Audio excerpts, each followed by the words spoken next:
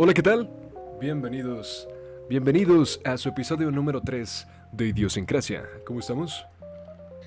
¿Qué tal? ¿Qué tal? Muy bien, muy bien. ¿Tú cómo estás, mi querido amigo el camello ácido? Todo perfecto, un poco cansado.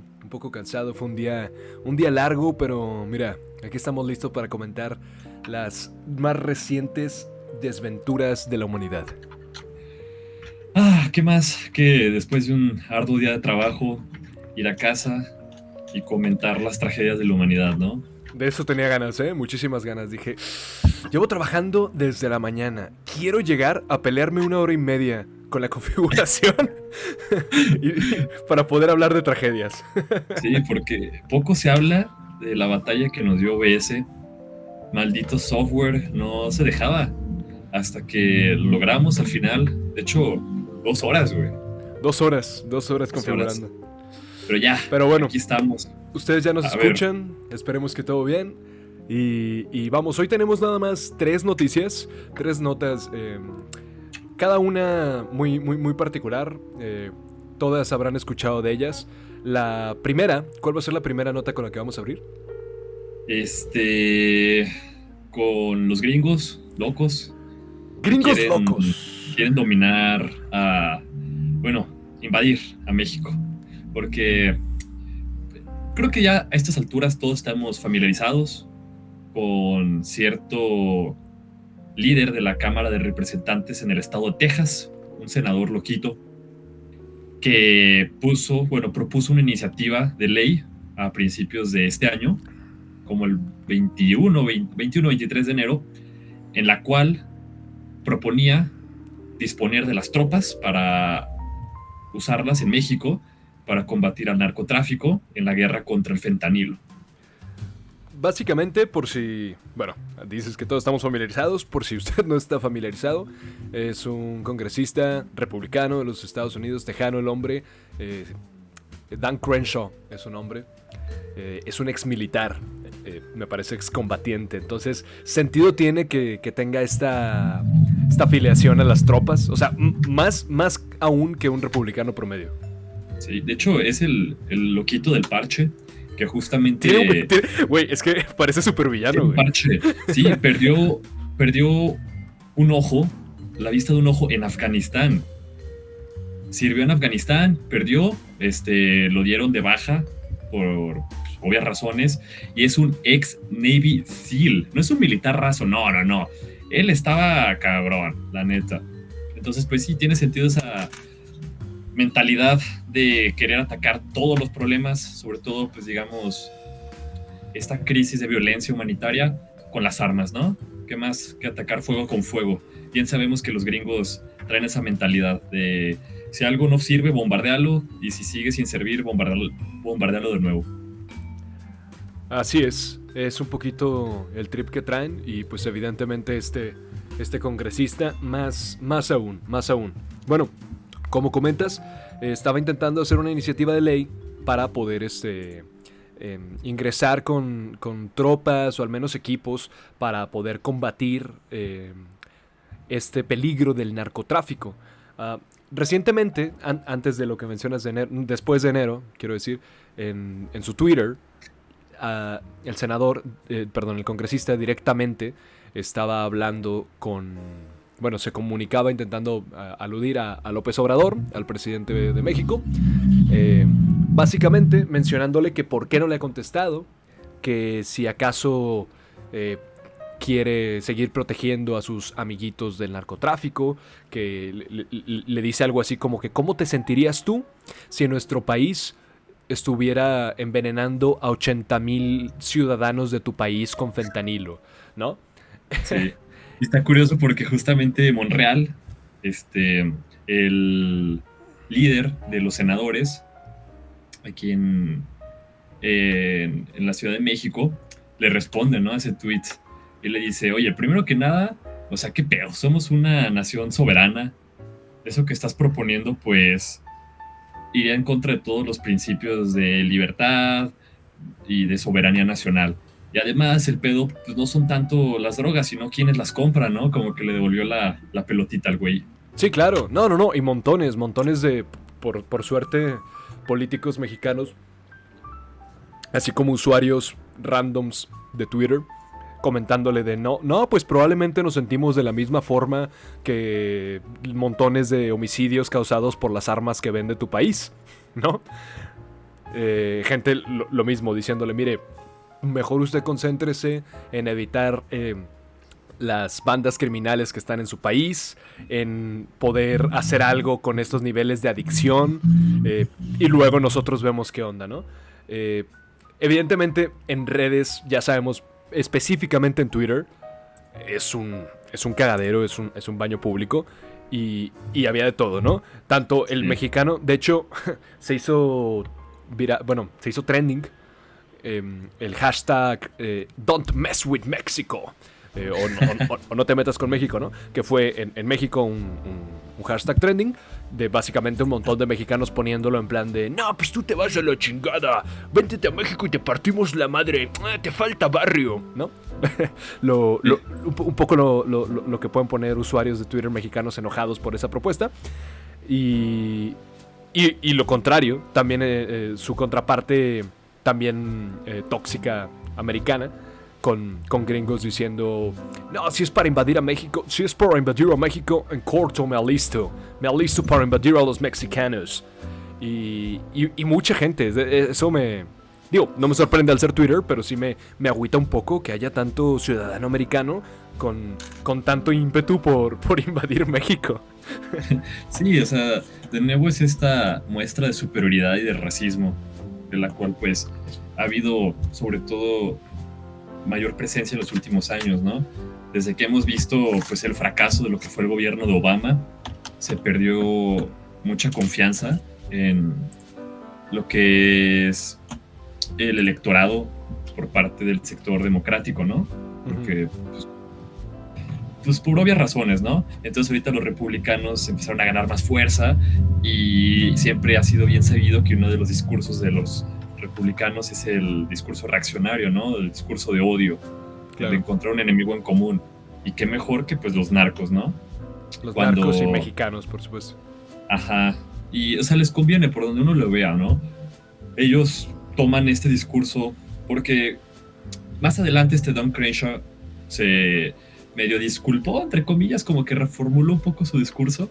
Subió un tuit en el que dijo, no me referí a invadir México, sino a atacar directamente a los grupos de crimen organizado en conjunto con las Fuerzas Armadas mexicanas. O sea, como planteando una colaboración, ¿no? Con el gobierno y pues, con los operativos de la policía, del ejército, para atacar este problema de raíz. Porque pues yo creo que sí veo que la cagó. Mira. Así, aquí tengo el tweet, güey. Dice, Dan Crenshaw, el 10 de marzo. Este lo puso en español. Aquí se dignó a hablar en español porque, como dices, creo que sí se dio cuenta que sonaba demasiado amenazante su condenado tweet. Dice, pare de defender a sus amiguitos narcos y tome acción para prevenir el tráfico de fentanilo. Contestándole a Obrador y tal. Cálmese con sus mentiras sobre una supuesta invasión militar, lo pone entre comillas. Solo queremos que nuestras fuerzas militares trabajen juntos. ¿O acaso prefiere que México sea conquistado por los narcos? Eso lo...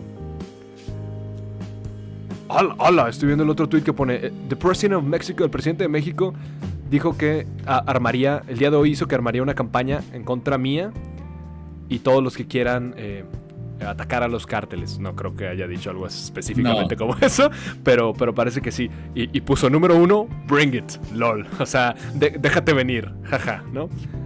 Y eso, o sea, también, que pinche político de poca monta. O sea, trata de tergiversar todo lo que dicen los demás políticos y aparte responde como si fuera, digamos, si no tuviera clase, güey. Entendiendo su situación. Sí, o sea, deja clase o lo que sea. Literalmente te está contestando como usuario de Twitter promedio diciendo, pues déjate venir, perro. Como si por eso es lo que digo, como si se olvidara que pues no pertenece a una clase social, sí, digamos, igualitaria, ¿no? A las demás personas. Es un representante del pueblo. Exacto. No puedes ir diciendo que vas a invadir, y luego te dicen que no mames. Déjate venir, sobres, culero. Yo me alisto, güey, ahorita. Es como de, güey, aquí. Ya sé. O sea, Y el primer tuit del 10 de marzo en el que dice que se calme, en el que dices que igual ya notó, fue en contestación a un tuit de Héctor Vasconcelos, que parece es senador, y le comenta como en un tipo carta, en nombre del Senado de la República, y dedicada, bueno, al señor Dan Crenshaw, y pone 6 puntos. 6 puntos que voy a intentar leer de forma muy rápida, y ahorita igual si te late analizarlos un poquito. Dice, número 1. Parece ser que el representante Crenshaw ignora que existe algo llamado soberanía, elemento constitutivo de cualquier nación libre. La presencia de fuerzas armadas extranjeras en un país independiente, y para colmo, amigo, que es muy cierto, constituiría la más flagrante violación de la integridad territorial y el respeto que las naciones se deben entre sí. ¿Cómo ves? ¿Leo los 6 puntos o quieres hablar de esto? Del primer punto. Voy a hacer un paréntesis justamente respecto a eso de pues que estén tropas estacionadas en un país, ¿no? Invadiendo o atentando contra la soberanía, porque no sé si te leíste, güey, la propuesta de ley de Dan Crenshaw, ¿no? Que dio hacia los congresistas. Sí la ojeé, pero no tuve, sí es la que mencionaste al principio, no tuve tiempo de leerla toda, güey. Sí. Pues es eso, ¿no? Básicamente proponía como un plan a largo plazo que hasta abarcaba un periodo de 5 años, ¿no? Que empezaba con que las pinches tropas, si llegaran a México, hicieran su cagadero, y luego que hubiera una estadía de las mismas tropas hasta por 5 años en el territorio nacional y hubiera una supervisión para evitar que volvieran a resurgir estos grupos de crimen organizado. O sea, si hubiera sido como... Pues sí, una pinche invasión estilo Afganistán, de que llegan, le hubieran partido la madre al narco y se hubieran quedado aquí tropas americanas, al menos es lo que esa es su propuesta. O sea, 5 años de ver militares gringos por las calles, cuidando que no pues, se pasaran de lanza los narcos de nuevo, ¿no? Que no resurgieran. Sí, no, por favor, o sea, ya vemos a la Guardia Nacional por ahí y nos pone un poquito al tiro. Imagínate tú un condenado militar gringo. ¿Qué hace aquí un militar gringo? Pero aún, ¿cómo operan esos güeyes? Imagínate ver helicópteros, aviones surcando los aires de esos gringos, güey. Sí, no, una bombardeos en la sierra para acabar con los narcos, pues no. No, evidentemente muy, muy, muy mal todo. Punto número 2. El nacionalismo es ciertamente una de las fuerzas constitutivas de los países, como quedó demostrado a lo largo del siglo XX y lo que va del siglo XXI. La presencia de tropas extranjeras en México uniría a todos los ciudadanas, dignos de tal nombre en contra de las fuerzas extranjeras. A título personal, a mí me da mucho culo enfrentarme al ejército de los Estados Unidos, pero poniéndome un poquito en contexto de lo que vamos a hablar después, que es justamente una invasión a tu país, pues sí, ¿no? Digo, sí. Igual te vas a Guatemala, lo que sea, pero ¿qué otra cosa haces? Sí, digo. Aún así, estos sí fueron respuestas, se nota que es política pura. Sí son respuestas extremistas por ambos bandos. Sí. Sí, no podría... No veo un escenario en el cual Estados Unidos realmente invada México actualmente. O sea, no le conviene, no está en sus intereses. Sí, hoy por Para hoy empezar, tiene 40 millones de latinos viviendo en su territorio. O sea, será como darse un balazo en el pie, es como timbado, pero ahora tengo que lidiar con una crisis civil dentro de mi país. No tiene sentido. Sí, no, yo tampoco lo... Sí, hoy por hoy no lo veo factible, creo que son las locuras de un congresista zafado. Pero es interesante de analizar, ¿no? Sí. Número 3. El presidente de México... Este punto me da un poco de risa. El presidente de México dedica sus esfuerzos todos los días, desde las 6 de la mañana, a la erradicación de la violencia y de los grupos criminales que operan en nuestro país, entre otras prioridades. Ante todo, su gobierno se enfoca en combatir las causas de las conductas antisociales. La forma en que el representante Crenshaw ironiza y da consejos sobre la actividad del presidente es totalmente inaceptable y vulnera los más fundamentales principios de las relaciones entre naciones amigas. Hijo de su madre, de señor senador... Entiendo lo que estaba haciendo, pero por favor, si hay algo que... Bueno, tiene que hacerlo, ¿no? Pero si hay algo que el presidente no ha hecho, en efecto, y esto sí no hay ni cómo defenderlo, es dedicar sus esfuerzos a erradicar la violencia en el país. Sí. O al menos si lo ha intentado, no ha surtido efecto. O sea, tampoco creo que haya completa ineptitud ¿no? O sea, al menos se ha mitigado la escalada de violencia. No ha habido una escalada como venía esa tendencia desde años anteriores, pero pues sí, no hemos visto realmente resultados positivos per se. Sí, no, digo, las estrategias de las que ha hablado AMLO son como estrategias un poquito a largo plazo, lo hemos visto, el jóvenes sembrando el futuro y bla, bla, bla, o sea, todas esas alternativas que en teoría darían oportunidades para que los jóvenes, en lugar de decantarse por estas... ¿Cómo dijiste, güey? Jóvenes sembrando el futuro, güey. ¿O cómo es? Escribiendo el futuro, güey. Escribiendo el futuro, es lo mismo. Sea algo de sembrar cosas, güey. Sí, hay algo de sembrar, ¿no? Ajá, y jóvenes también, güey. Y algo de jóvenes. Sí, escribiendo el futuro es eso, la ayuda como universitarios o de nivel de educación media. Ajá. Sí, no tengo los nombres. Creo que la que decías era Sembrando Vida, güey. Sí, esa mera. Yo como no me llega dinero ni nada, pues no estoy muy enterado. Entonces, sí entiendo un poquito la tirada por ahí que trae el gobierno de Obrador. De hecho, no estoy en desacuerdo con el hecho de que para poder parar a largo plazo la criminalidad en un país, o sea, que me parece correcto que haya estrategias a largo plazo, que haya estrategias que en teoría ayuden a que menos jóvenes se vean, lo que dije, que decanten por un estilo de vida del narco. Eso está muy bien. Pero hoy por hoy... No, hay que meterlos a todos a prisiones en las que duerman en camas de cemento, no se les dé de comer, se violenten sus derechos humanos, se desaparezcan y se ejecuten. Bueno, así se acaba con la violencia. La cosa es que, como veremos, por un momento sarcasmo, al menos... Sarcasmo. No.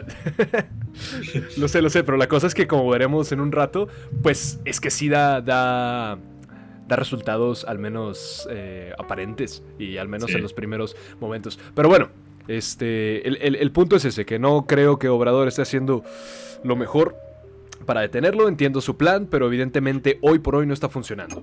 Número 4. Sostengo que los legisladores y demás autoridades norteamericanas deberían de centrar sus esfuerzos, esta me gustó, en resolver ciertas características de las sociedades altamente desarrolladas que propician conductas antisociales, adicciones y violencia, como las que trágicamente atestiguamos con tanta frecuencia en Estados Unidos. Me refiero a la falta de estructuras familiares amplias, el aislamiento y la cosificación de los individuos, el vacío existencial y otras lacras que llevan a la búsqueda de escapes. Mi senador. Sí le metió... Se puso filosófico el senador. El pinche, ¿cómo se llama? ¿El José Vasconcelos o qué? Héctor Vasconcelos, creo. Sí, güey. ¿Y cuál es el quinto, güey? El quinto. Este es un tema que también quiero discutir contigo.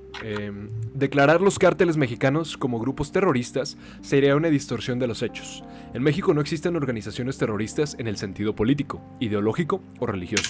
Los terroristas generalmente delinquen en defensa de una postura ideológica. Los delincuentes mexicanos solo tienen un fin, el lucro. ¿Qué opinas tú, Cristian? A título personal, dime, ¿tú consideras que el cártel o los cárteles mexicanos pueden ya ser clasificados como terroristas, terrorismo en México, o no? ¿O estás de acuerdo que no son terroristas? Mira, te lo pongo así muy fácil, güey.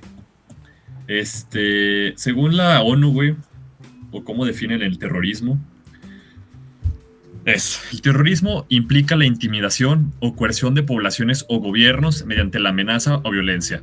Esto puede resultar en muerte, lesiones graves o la toma de rehenes. Entonces, pues sí, es terrorismo. El terrorismo y terrorismo violento violan los derechos humanos y las libertades fundamentales de grupos y personas. No obstante, los estados definen el terrorismo de manera diferentes y a veces ambiguas, por lo que la legislación nacional no siempre protege los derechos humanos de los ciudadanos. O sea, este güey tiene una interpretación de lo que es terrorismo como tanto otra persona la puede tener, ¿no? Claro. En este caso, mi interpretación personal es que sí es terrorismo.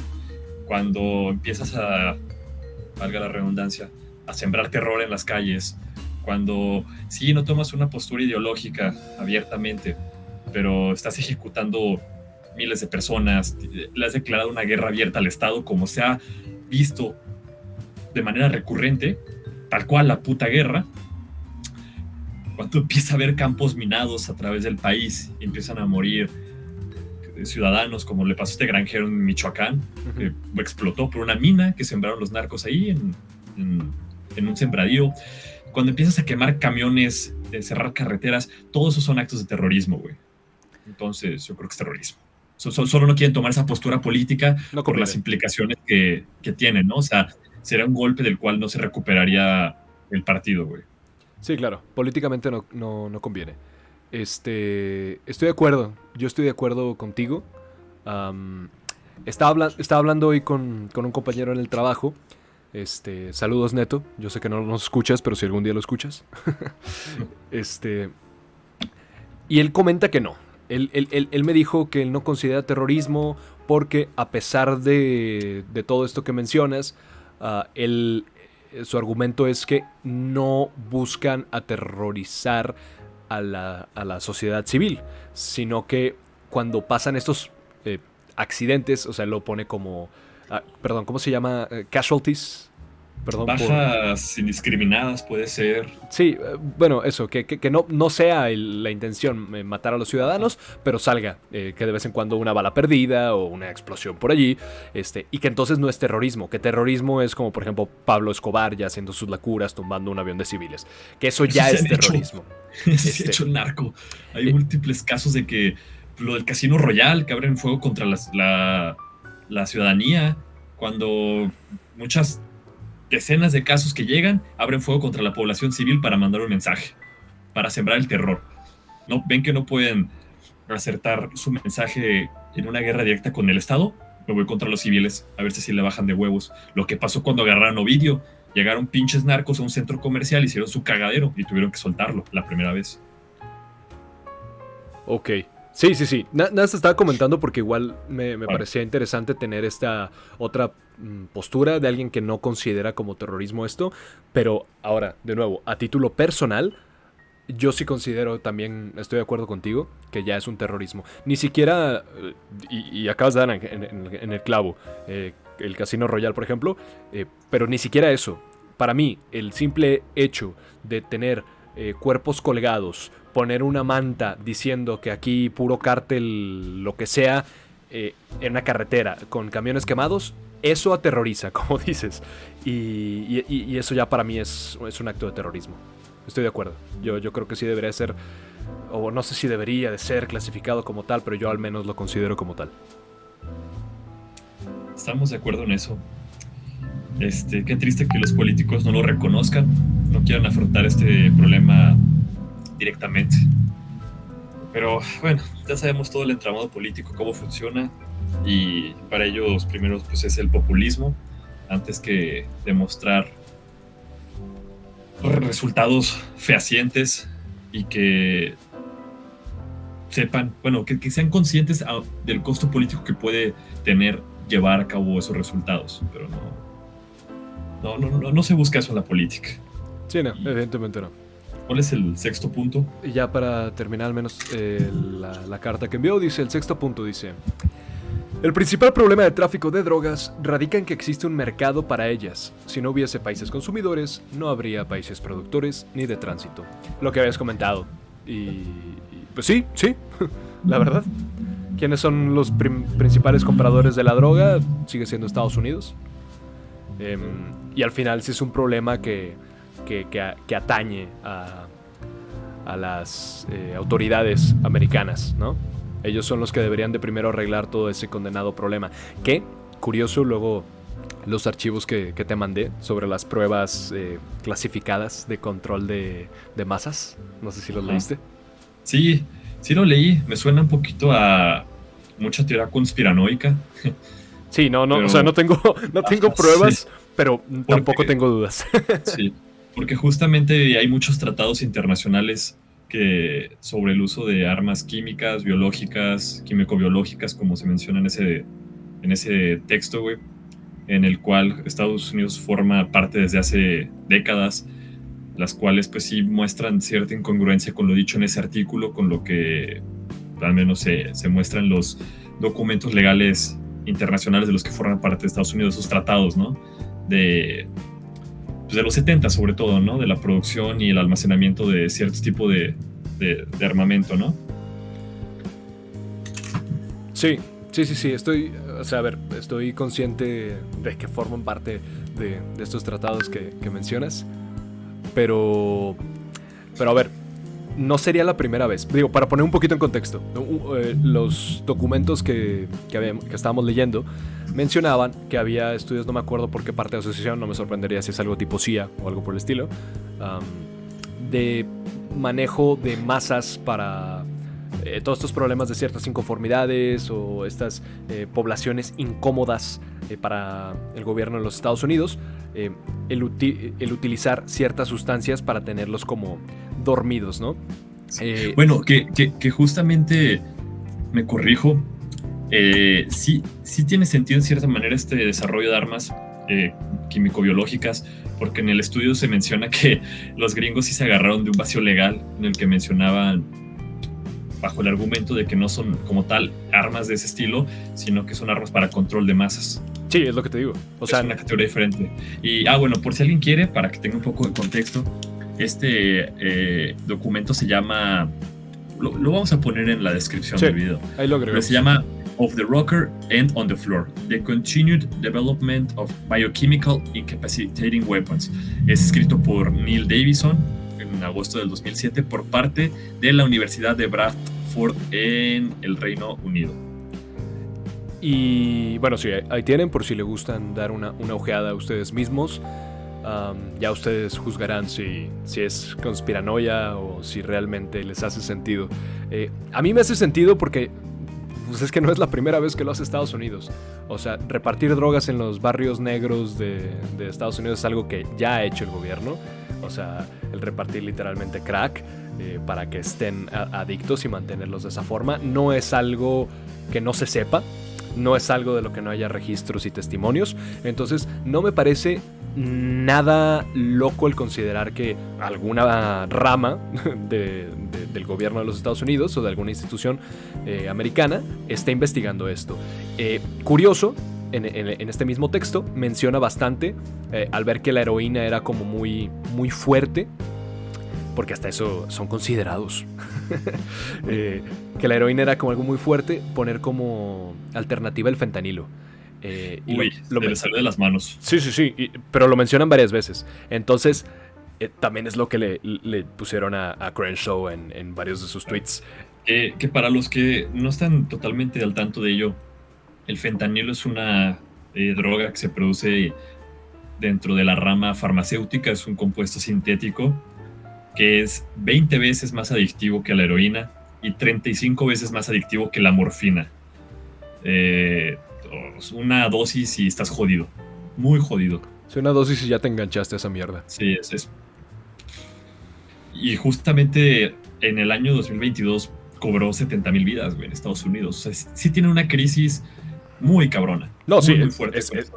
Tienen un problema de opioides increíble en los Estados Unidos. Solo falta ver las calles de Filadelfia y llenísimo de gente adicta. Sí, en Los Ángeles, güey. O sea, entre la pandemia que cerró gran parte del comercio local. Sí, pérdidas de empleo, pérdidas de casa. Sí, pues tienes Skid Row, ¿no? Todo ese complejo, esa calle o avenida, pero que está plagada de cientos de adictos, güey. Así es. Pues, de nuevo, ya juzguen ustedes si les parece una locura lo que decimos y creen que es una teoría conspiranoica, pues bueno, y si les hace sentido, pues para pensar, gente. Tengo unas cuantas cosas más que comentar de esto antes de pasar a la siguiente nota, pero antes te voy a pedir un pequeño break. Ok, bueno, pausa de un segundo para ustedes. Ya, solo le pausa y te aparece. Ya, estamos de vuelta. Igual por ahí escucharon un poquito de comentarios diciéndome cómo parar la grabación. Miren, que sepan que normalmente Cristian es el que hace el host del programa. Y el día de hoy con los problemas técnicos, bueno, me estoy encargando yo y le estoy agarrando la onda, pero ya. Ya, bueno, ¿Conclusiones? Conclusiones. Nos metimos a hablar de cosas bien raras. empezando con lo de Dan Crenshaw. Pues nada, que no va a haber ninguna invasión, no tomen partido político en esto.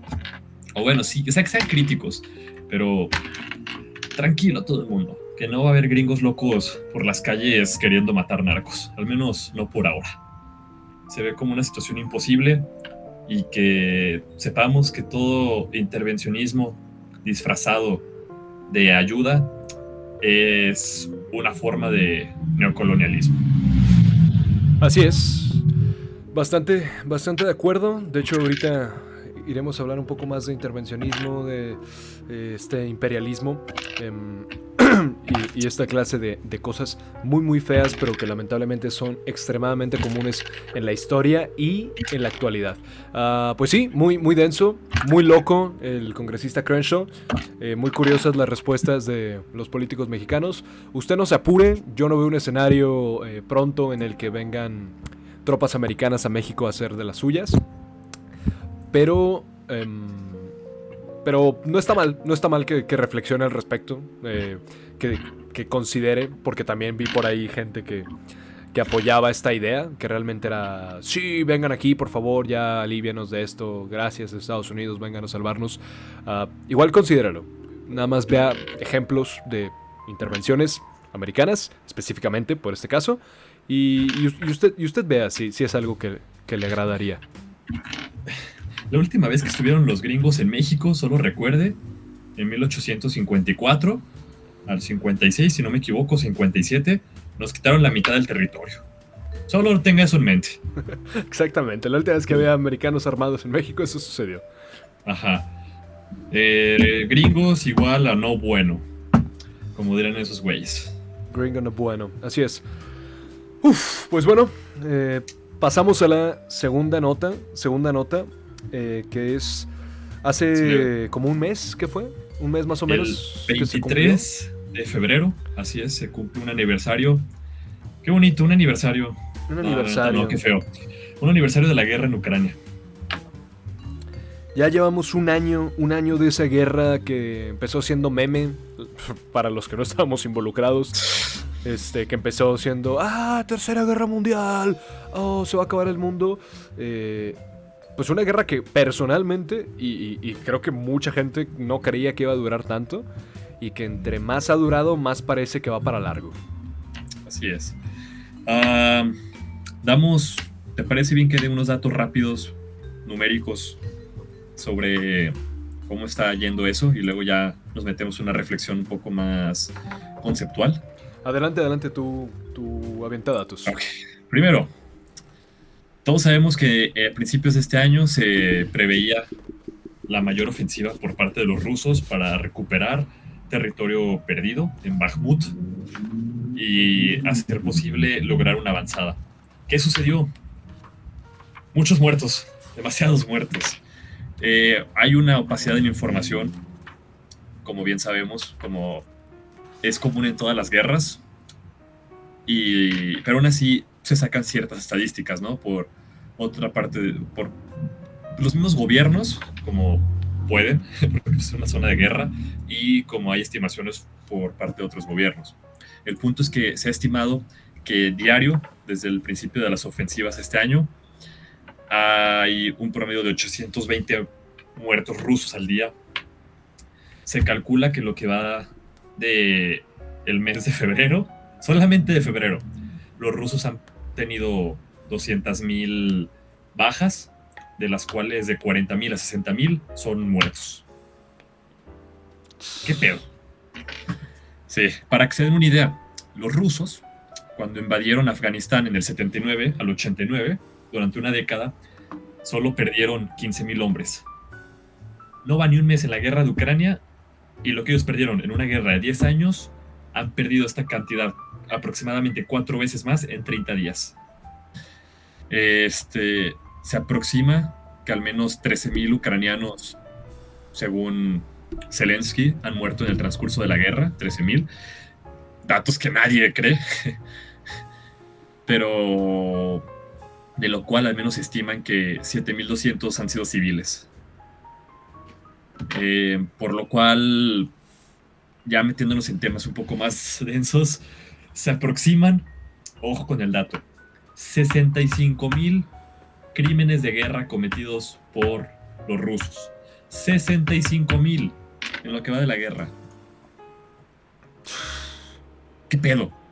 Al menos 6,000 niños ucranianos han sido secuestrados y llevados a campos o a centros de detención rusos. O sea, básicamente tienen secuestrados a 6,000 niños como rehenes.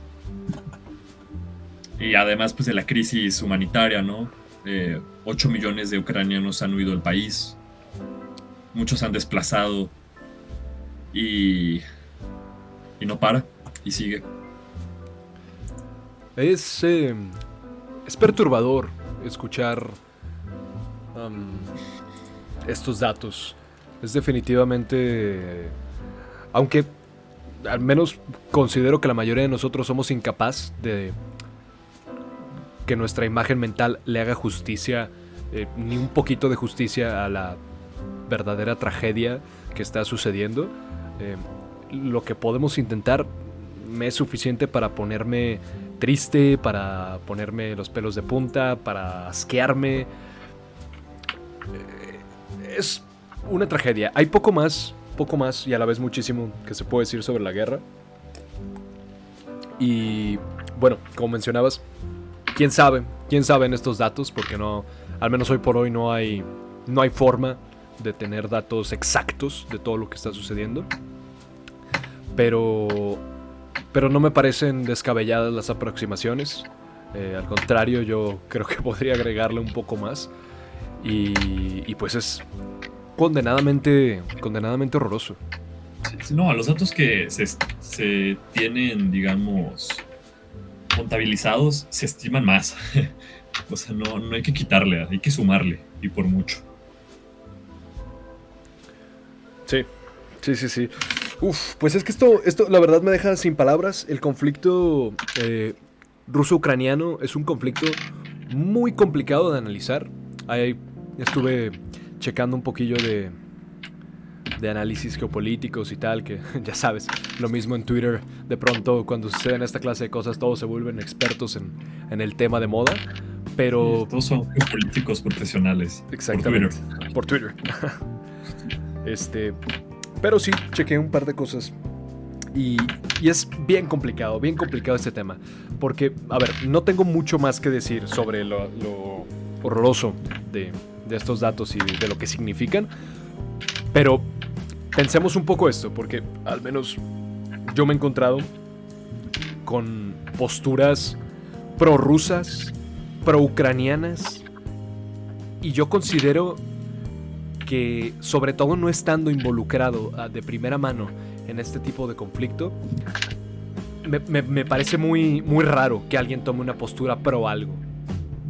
Al final es una guerra, y yo creo que si nos explicamos todas las guerras, o la guerra en general, como algo de buenos y malos, nos vamos a perder la mayor parte del panorama. Claro. Entonces, yo entiendo. En este caso es curioso porque Rusia tiene...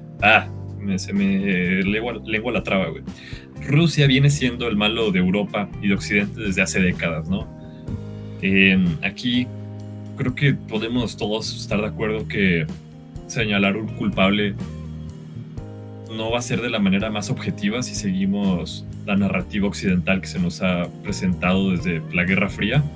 Claro. Porque los rusos han sido el enemigo en común de todos, ¿no? Malditos comunistas. Los últimos 60 años, por lo menos. Ajá. Entonces, lo único que puedo decir es no caer en lo que se escucha, ¿no? Popularmente. Sobre que los rusos son malos. Que todo acto de guerra es condenable.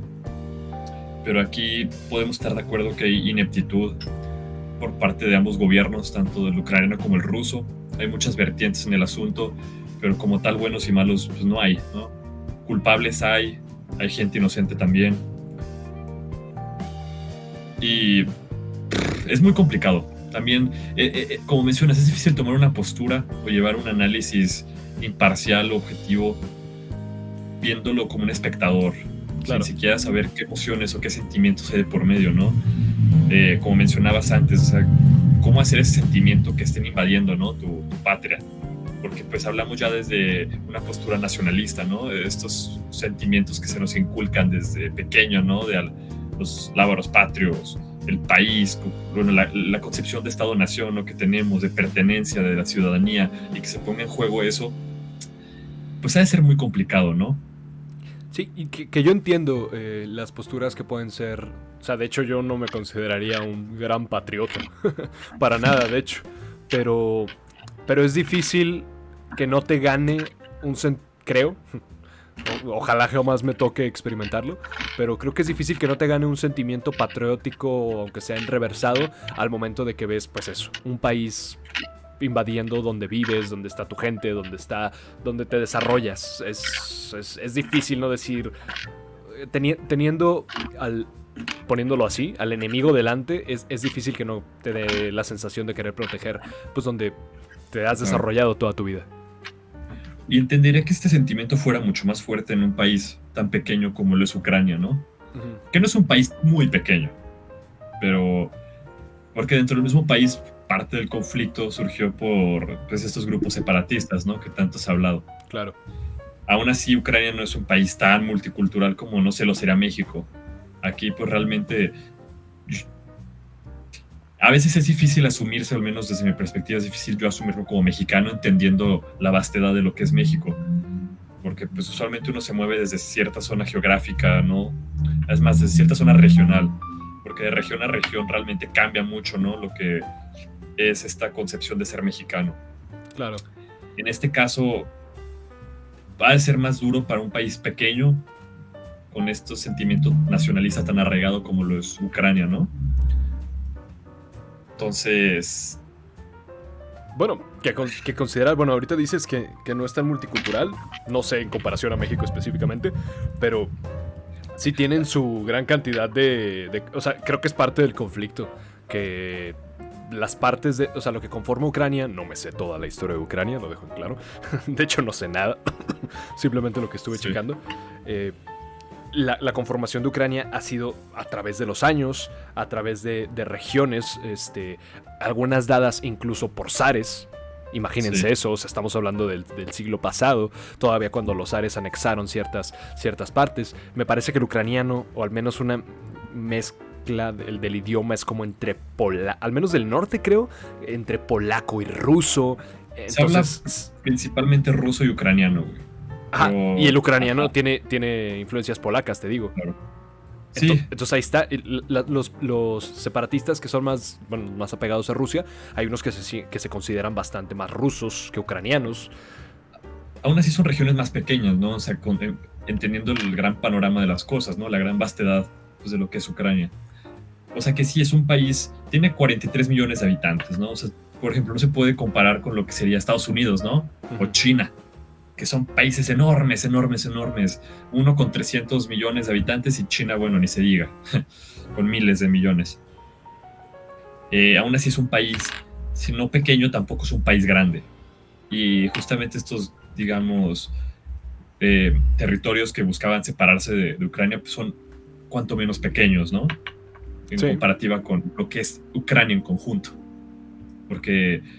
si fuera así, no se hubiera desatado un conflicto de esta magnitud, no hubiera habido mayor resistencia al interior de Ucrania y no esta unión.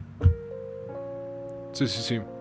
Que al final, pues bueno, no deja de ser relevante. Claro. De todas maneras, sí llega a afectar. O sea, por ahí estuve viendo que hay de estos batallones que se consideran como con batallones ucranianos, pero que tienen añoranza de la Unión Soviética, o batallones rusos, pero que tienen más relación con Ucrania. O sea, tiene que ser un desmadre allá. Tiene que ser un condenado desmadre. Sí, más en esas zonas fronterizas, ¿no? Que es cuando se da esta convergencia cultural y es cuando afloran estos sentimientos de pertenencia de un lado hacia el otro, pero hay un conflicto por la división de fronteras estatales que pues a final de cuentas nos remitimos a esto, ¿no? El problema de la arbitrariedad que presenta delimitar los estados-nación, ¿no? Uh-huh. ¿Cómo o por qué alguien tiene que decidir dónde empieza, dónde acaba tu territorio? Y si naces en la parte, digamos, correcta te jodiste, eres de acá. Pero si tú dices, no, pero yo quiero ser de allá, no, pues no eres. Claro, sí.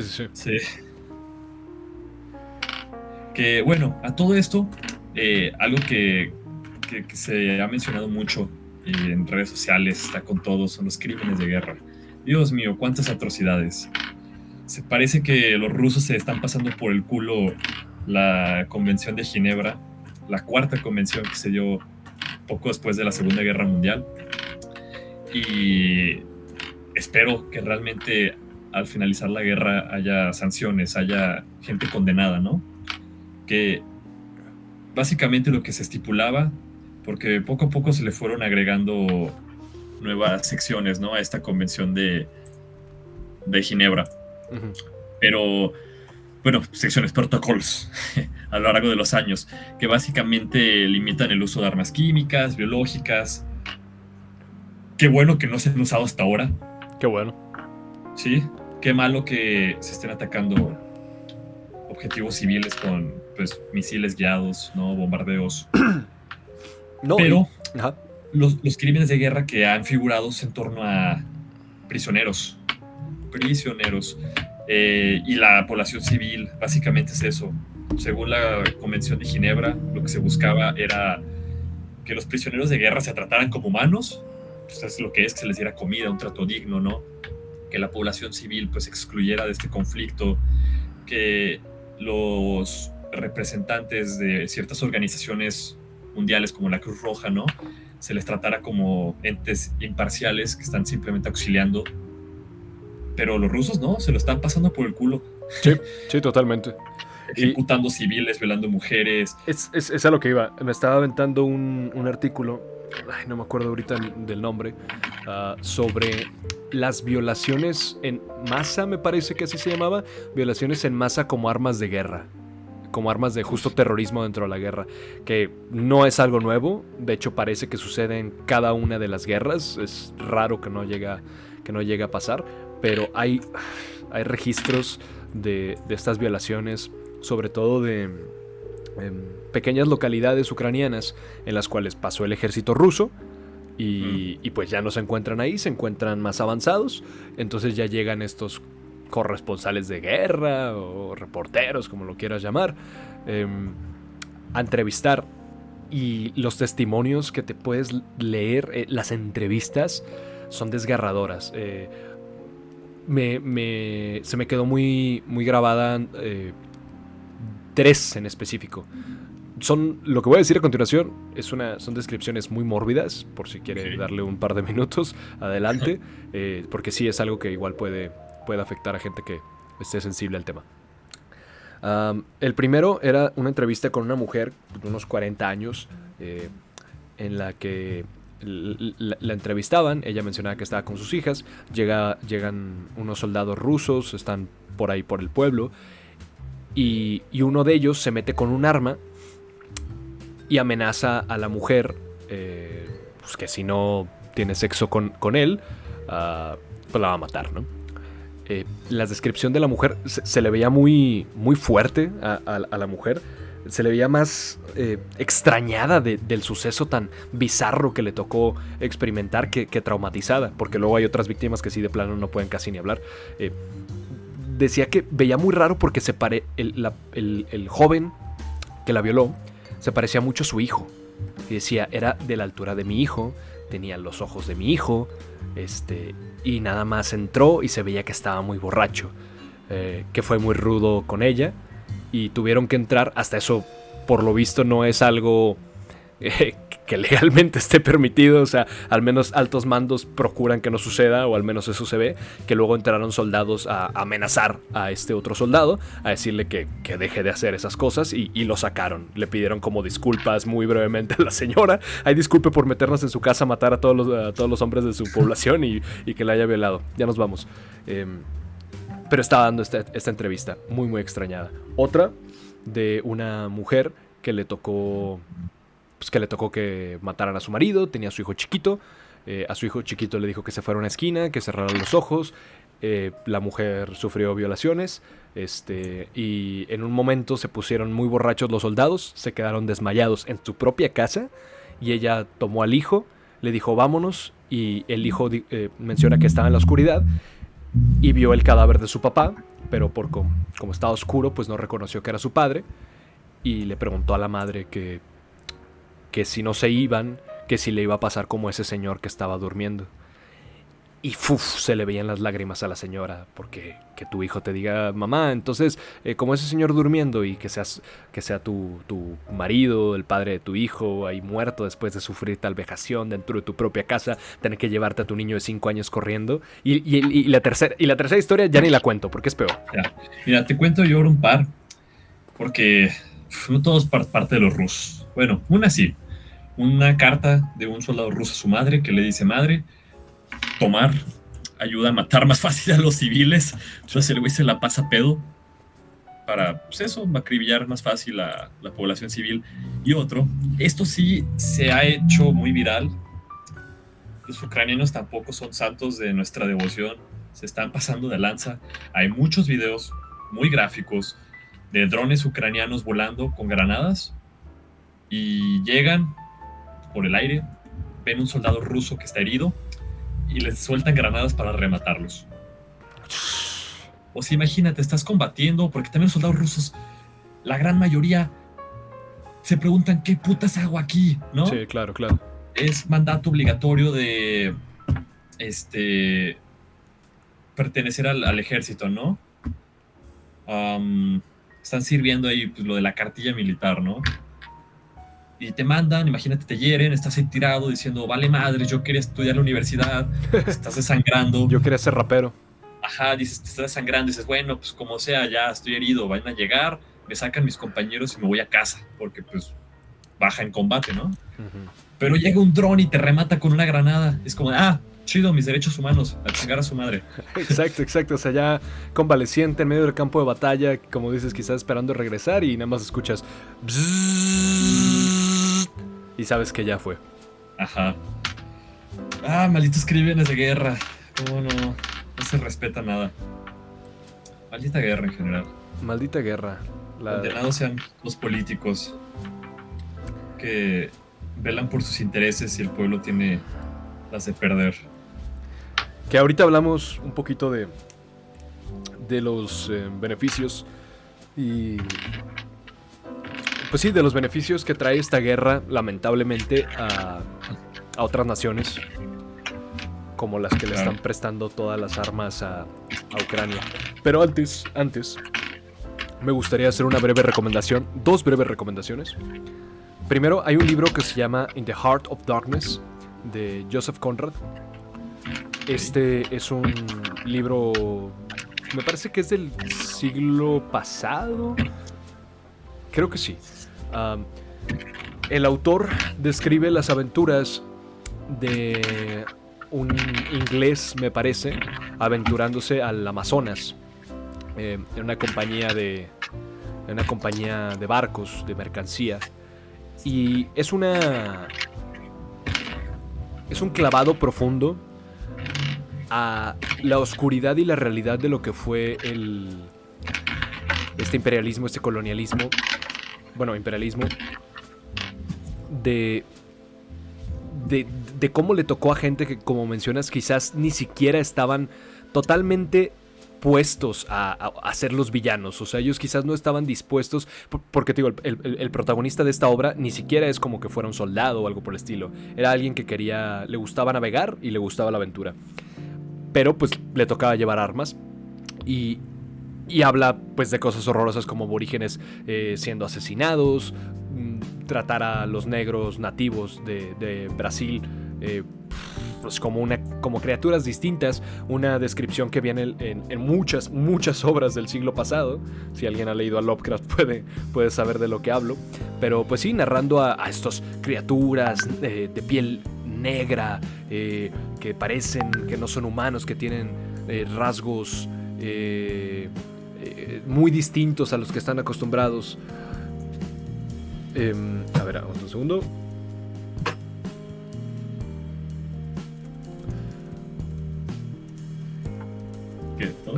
Sí, todo bien. Una disculpa. Bueno, en fin. Y le toca experimentar montones de encuentros bastante desagradables. Entonces, es una obra muy buena, muy corta. Creo que son como 200 páginas. Se los recomiendo. En la oscuridad del corazón, The Heart of Darkness o algo así. De Joseph Conrad. Habla un poquito de todos estos temas. De cómo es que una sociedad, bueno, en este caso más avanzada, llegue a aparentemente simplemente a hacer negocios y demás. Y pues todas las catástrofes que vienen con esto. Dicho esto, la segunda recomendación es esta. Si usted no es tanto de lecturas, si le da hueva el título que le acabo de recomendar, elogiado por Jorge Luis Borges, hay un videojuego que es aún bastante mejor que el libro. O al menos yo me la pasé bastante mejor que leyendo el libro. Y a la vez bastante peor. Este juego se llama Spec Ops: The Line.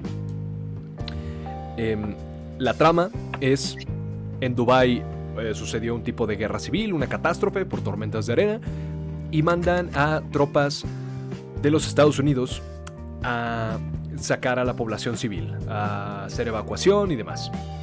Bueno, sale muy mal, sale muy mal. Justo hablando de los crímenes de guerra, este es el juego de los crímenes de guerra. Si alguien de aquí ha jugado Call of Duty o Battlefield o lo que sea y les gusta y sienten diversión al momento de estar agarrándose a balazos y oh sí, te maté, jajaja. Este juego, la intención es todo lo contrario. Es que no te la estés pasando bien mientras estás matando. Y al menos en mi caso, lo logró. Yo estaba jugando y de verdad me tuve que dar tiempos para descansar porque lo toma de una manera muy realista. No hay nada heroico ni valiente de ir a un país externo a matar por órdenes. No hay nada de heroico en eso. Y te lo deja bastante en claro este videojuego. Entonces hay partes en las que cometes estos crímenes de guerra.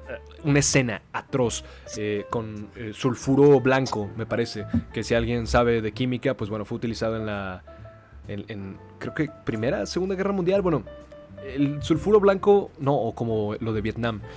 ¿Tú sabes este químico que soltaban que causa inmediatamente que te prendas en llamas? No es sulfuro, es fósforo blanco, güey. Fósforo blanco.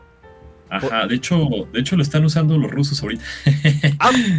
Pues ahí está. Es un químico, es como una alternativa al napalm. Es un arma química, se considera, que prende en fuego todo, entonces lo usan como para generar incendios. Y en las últimas semanas hay muchos videos justamente del aire, como si estuvieran cayendo bengalas, pero cientos de bengalas, y luego dejando una estela de humo blanco y se prende en fuego todo. En fin, todo lo que toca lo prende en llamas. Y hay una escena en un centro de evacuación de civiles con niños, mujeres, hombres, ancianos. Y no digo más. Juegue usted el juego, se lo recomiendo.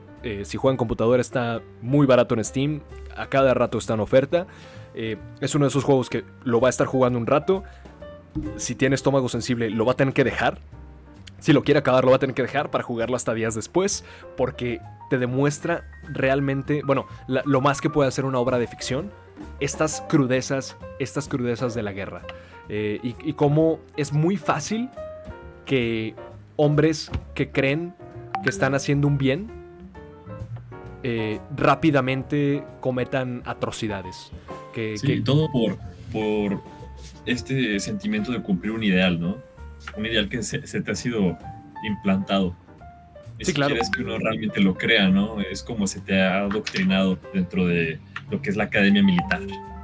Claro, sí. Totalmente.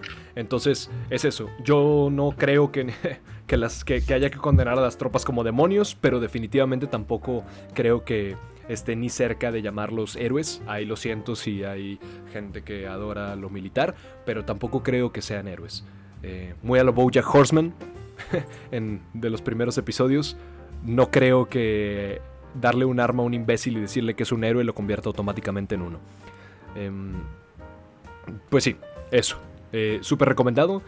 si quieren más o menos imaginarse cómo son estas cosas y entender ambas posturas y a la gente que esté tan emocionada de decir sí, que vengan otras tropas, o sí, que Rusia esté defendiendo tal cosa, o que Ucrania esté defendiendo tal cosa, bla, bla, bla, la postura que usted quiera tomar, dése cuenta que en la guerra no hay héroes, no hay ningún solo héroe. En cualquier guerra solo hay víctimas. Y bueno, gracias por la recomendación. Retomando y aterrizando pues, esto que hablamos con el conflicto actual. Sí, no, hay que dejar de contarnos esta historia épica de cómo es la guerra, ¿no? Esta narrativa que pues, venimos cargando desde Los el griegos, inicio güey. de la civilización, ¿no? De que hay gloria en matar,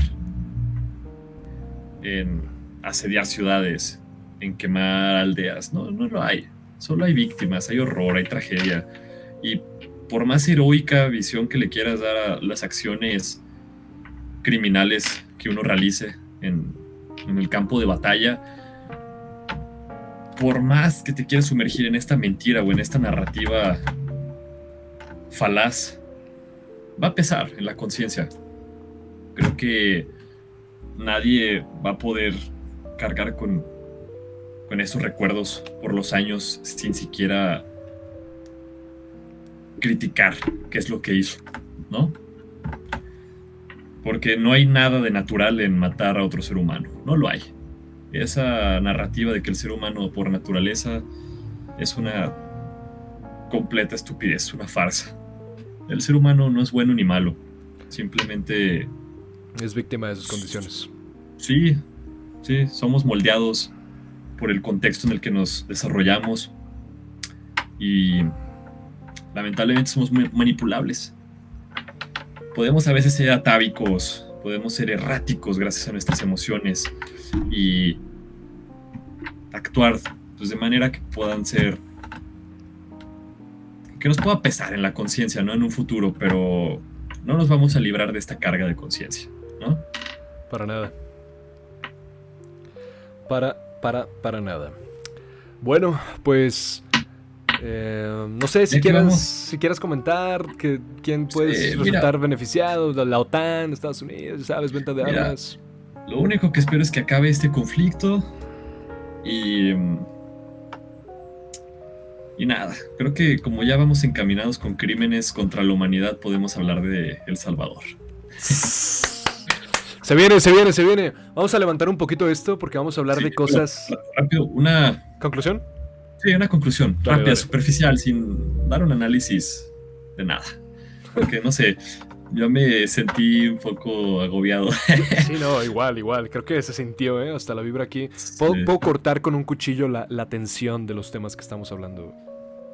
A ver, ¿tú qué opinas, güey? Ya, como nota final.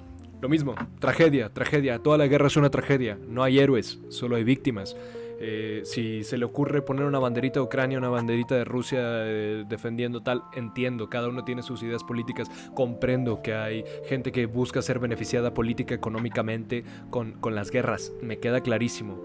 Si usted tiene la frialdad para poder tomar eso y que no le importen la realidad, lo que de verdad está sucediendo, pues está muy bien, pero al resto de las personas que tienen esa, que creo que es la mayoría, que tienen esa humanidad, que todavía la idea de que hay seres humanos sufriendo estas atrocidades le causa que se le revuelva el estómago, si logra que como a nosotros nos ponga un poco más callados, nos ponga un poco más lúgubres, pues eso, solo recuerde intentar en su día a día, si ve que de alguna forma se glorifica la guerra, si hay alguien que se encuentra emocionado por la idea, su amigo, sí, usted sabe de quién hablo, ese fanático de la Segunda Guerra Mundial que por alguna razón le encantan los nazis y tiene todo comprado de ellos, dígale que es un idiota, no hay nada de heroico en ello, es horroroso, es una tragedia.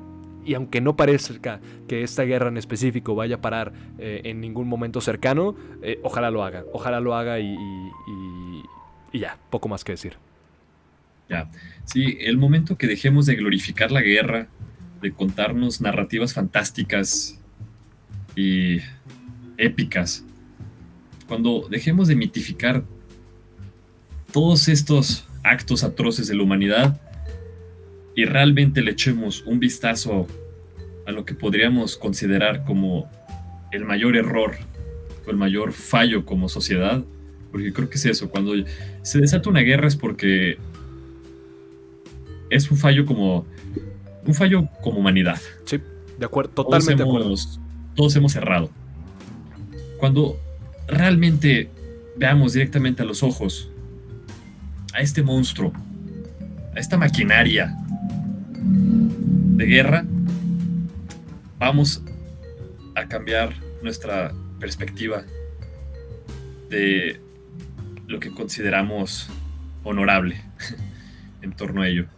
No hay nada honorable en matar a otro ser humano y peor aún, sirviendo los intereses políticos de un maldito gordo sentado en su despacho oval dando órdenes y lucrando para los intereses de unos cuantos. Completamente de acuerdo. ¿Te parece si damos otro pequeño break para la siguiente nota, respirar un poco, llegar más animados? Me parece bien. Vale. En ese caso, nos vemos en ya. Muy bien, de vuelta. Ya que vamos encaminados, como mencioné hace un par de minutos, hablando de crisis humanitarias, de violación de derechos humanos de manera sistemática y de crisis sociales glorificadas, ¿qué opinas sobre El Salvador? Bonito país, bonito país. Nunca he ido. Dicen que tienen un rico café. Sí, ¿y qué opinas de las cárceles de El Salvador? Uy, ese es otro tema. Bueno, a ver. Cárceles de El Salvador. ¿Por qué me preguntas esto? Me preguntas esto porque quizás está sucediendo algo bastante dramático actualmente en las cárceles de El Salvador. Así es. Bueno, ¿Qué sucede, güey? A ver, un poco de contexto. el presidente actual de El Salvador, Bukele, está entrando con mano dura, con mano bastante dura al crimen. El Salvador era lamentablemente también muy conocido por la gran presencia de la Mara Salvatrucha, esta sociedad criminal que ha estado aterrorizando a los ciudadanos por varias décadas. Y el presidente actual, Bukele, está dándoles con toda la fuerza del Estado. Entonces, actualmente están atiborradas, pero atiborradas, las cárceles de maras. Pero es más complejo que esto, ¿no? Sí, claro. Hay que analizarlo igual pues desde una perspectiva histórica, ¿no? Podemos entender que desde hace mucho tiempo varios países de Latinoamérica cercanos, de hecho a la frontera con México, han tenido pues crisis políticas y económicas, ¿no? Y El Salvador pues no fue exento de este tipo de crisis. Es un país que lleva muchos años sumido en la pobreza, en la ineptitud de los gobernantes, en un tiempo del intervencionismo gringo, ¿no? Lo que eran llamadas repúblicas bananeras, que justamente esas crisis políticas pues, fueron sembradas por el Grande del Norte, ¿no? Por Estados Unidos, para evitar su independencia económica, generar una dependencia hacia los americanos y evitar la instauración del comunismo, ¿no? Bueno, esa es la narrativa que nos daba. Aún así, El Salvador, desde hace años, desde principios del siglo XX, viene cargando una crisis de violencia grandísima, grandísima, de los países con la mayor tasa o índice de asesinatos. Muy, muy, muy alto. por cada 100,000 habitantes hablábamos de un promedio de 30 homicidios. De manera anual. Ujú. ¿Qué ha sucedido? Pues Bukele, como dices, entró con mano dura y con unas reformas políticas de la mano con la Policía Nacional pusieron un estado de sitio, ¿no? Una crisis, se dio una crisis política, pusieron un estado de sitio en la cual evitaban la libre asociación, libertad de expresión, se ponía, se manifestaba de manera legal las detenciones arbitrarias contra los maras. Entonces empezaron a arrestar a todas las personas que sospecharan que pertenecían a estos grupos delictivos. Ojo, hago énfasis en sospechar, porque pues de ahí pues esto empieza como la base de la concatenación de lo que se da como esta crisis de derechos humanos. Entonces empezaron a arrestar a todos, los empezaron a meter en complejos de cárceles muy modernos, pero hacinados todos en pequeñas celdas, decenas de miles. Ok, y a ver, como mencionas, para empezar, y crédito a donde crédito se merece. El Salvador era uno de los países que contaban con estas tasas de homicidios altísimas para la población que tienen.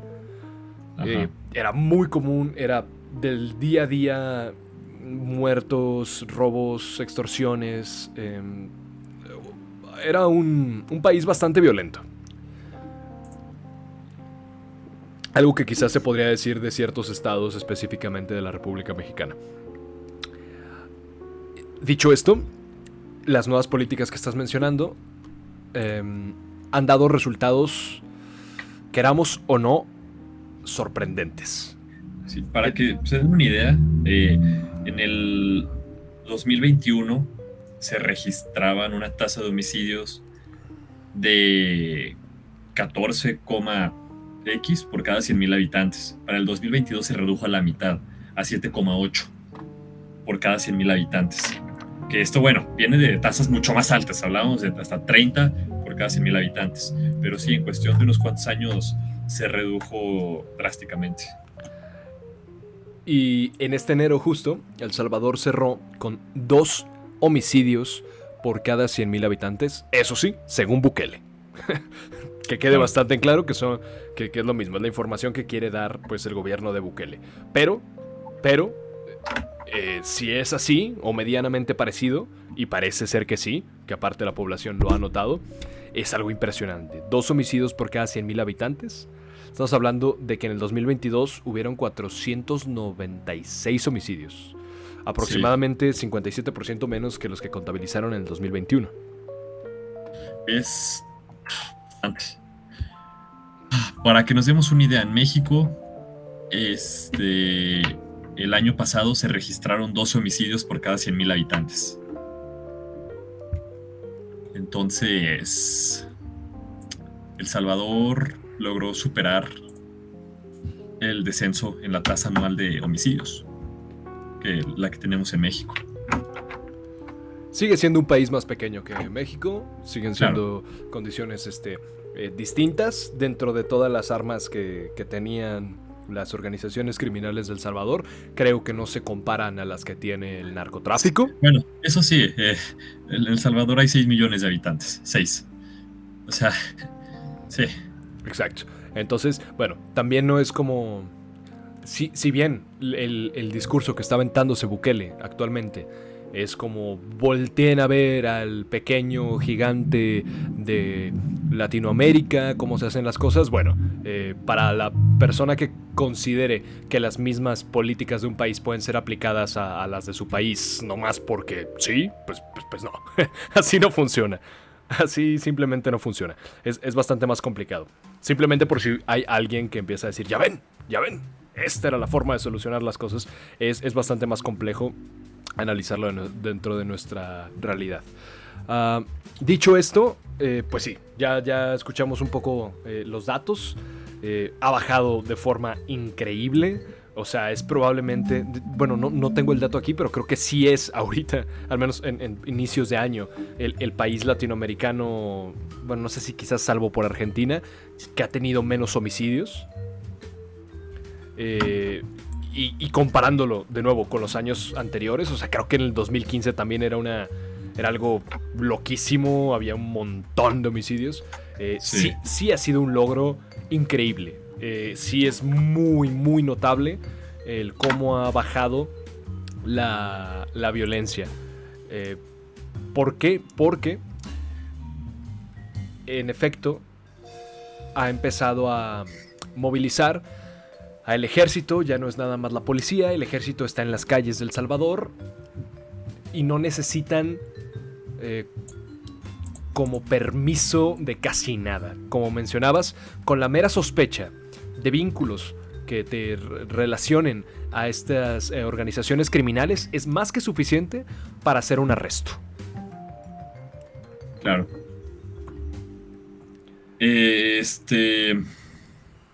Y como mencionábamos, para que se dieran estas condiciones, el Poder Ejecutivo proponía, digamos, un plazo excepcional que se tenía que renovar cada 30 días, con un plazo de 30 días para mantener, pues, este estado de sitio, ¿no? Lo que sucede es que se ha alargado por años, ¿no? Ya lleva mucho tiempo funcionando esto de esta manera. Lo que viene siendo, pues, el poder legislativo está operando de una manera cuanto menos mañosa. Sí. Para perpetuar estas condiciones políticas y sociales. Que sí, se puede hablar de cierta efectividad, porque se han apresado 65,000 maras, o bueno, criminales, en lo que va a este periodo. ¿Qué sucede? Esto te habla muy mal de cualquier país en cuanto a un fracaso político, si tienes que llevar a la cárcel a tantas personas, ¿no? Uh-huh. Te habla que la única solución que vieron viable, en lugar de rehabilitar a estas personas o propiciar los medios para no delinquir, se les acusa a todos como culpables. ¿Qué sucede con esto? Parte de las facultades que se le otorga al gobierno, ¿no?, en ese estado de sitio, es que, pues, puede actuar de manera, como tú mencionabas, arbitraria. Entonces ha habido muchas denuncias hechas hacia la Comisión Interamericana de los Derechos Humanos. Uh-huh. Hay un comunicado de prensa, me da mucha risa el título, que publicó este órgano, esta organización, el 3 de junio de 2022, que dice: la Comisión Interamericana de Derechos Humanos urge a El Salvador a cumplir sus obligaciones internacionales y garantizar políticas penitenciarias y de seguridad ciudadana con respecto a los derechos humanos. Poco después saca otro comunicado de prensa respondiendo al anterior. 7 meses del régimen de excepción, porque el régimen de excepción, te digo, supone que es un plazo de 30 días que tiene que estar renovando, lleva meses. Pero dice, 7 meses después del régimen de excepción, la Comisión Interamericana de Derechos Humanos recuerda a El Salvador cumplir sus obligaciones de derechos humanos. ¿Qué pasa? Un año después, se los han pasado por los huevos, por los pinches huevos. Siguen saliendo notas y notas y notas. ¿Qué sucede? Te nombro uno de los tantos derechos humanos que se han violentado así, de manera tajante. La libertad de expresión. Ha habido mucha represión en contra de gente que se manifiesta porque han sufrido como periodistas, no pueden ejercer su trabajo, no pueden ser críticos en torno a este periodo de excepción. Y pues se han violentado, se han reprimido a los medios periodísticos, también a familias que se han quejado pues de que se les han acusado injustamente o se han arrestado familiares, no sé, hijos de madres, que dice la señora, pues es que qué pedo, este güey no era Mari, y llegaron y se lo llevaron. Se agarraron a todos parejo, y ha habido muchos testimonios. Por ejemplo, aquí te pongo uno. Familiares niegan relación de sus familiares detenidos con las pandillas. Con las fotos de sus familiares y con la consigna de vivos se los llevaron, vivos los queremos. Unas 50 personas pidieron durante la conferencia de prensa la libertad de los detenidos, que no tienen relación con las pandillas. Y así muchos testimonios. De hecho, si te metes a la página de esta comisión que te digo, de la Comisión Interamericana de Derechos Humanos, te vas al apartado estadístico y sacas una gráfica que te muestre la cantidad de medidas cautelares recibidas hacia esta comisión por parte de ciudadanos salvadoreños, que es una medida cautelar. No sé si estás familiarizado con eso. A ver, expláyate más. Una medida cautelar es un recurso jurídico que se mete como si fuera un amparo, ¿no?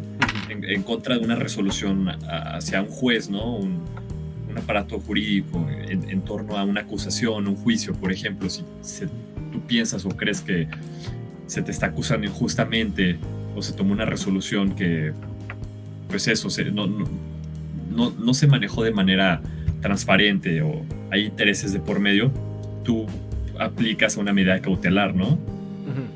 Para recibir una diferente resolución o apelar a esta resolución.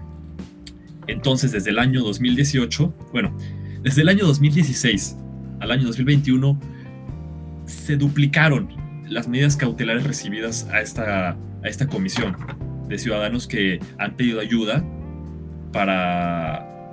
porque se ha acusado injustamente o se ha violentado los derechos humanos de muchos salvadoreños. Claro. Todo bajo la consigna de que, pues, podríamos verlo, se está reformando la sociedad, ¿no? Pero ¿qué más derechos se han violentado? Derecho a verdad, justicia y reparación. Muchas organizaciones se han manifestado en contra de la judicatura porque pues, la reforma legal afecta a muchas víctimas, ¿no? Que se les ha acusado de manera injusta. También las formas en las que tienen a los prisioneros se están violentando, por ejemplo, los derechos a la alimentación, ¿no? Porque hay que recordar que un derecho humano es que toda persona tiene derecho a alimentación nutritiva suficiente y de calidad, y el Estado tiene la obligación de garantizar este derecho. Actualmente a los prisioneros de Bukele se les da solo 2 comidas al día. ¿Sabes en qué consisten, güey?